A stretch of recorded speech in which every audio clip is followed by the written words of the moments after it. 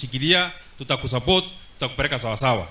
Regional general overseer umetupeleka vizuri sana. Mlikuwa mna introduce watu wanakaa.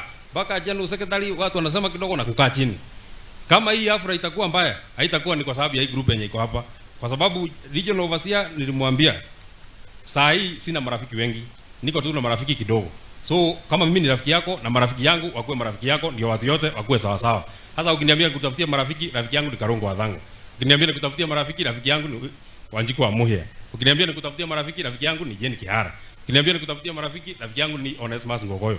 Ningependa kukuletea wale wengine lakini hatuelewani lugha. Ile lugha wanaongea na mimi naongea hatuelewani. Sasa itakuwa nimekuchanganya sana na mambo yote itaharibika.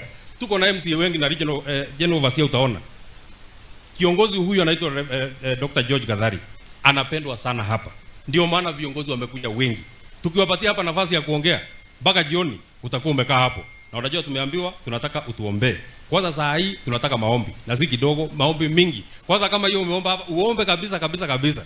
Sisi na kiongozi yetu ya Wamunyoro maombi ndio tunataka kwa wingi sana. Kwa sababu unajua tunawindwa na maneno inakuwa mingi sana. Kwa hivyo kwa haraka sana, nimeambiwa ninawatambua na mnakaa chini.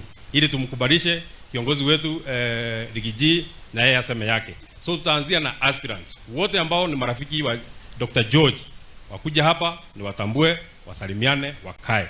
Kama hakuna tuende kwa hao wengine. Aspirants nao kwa mara ya kwanza.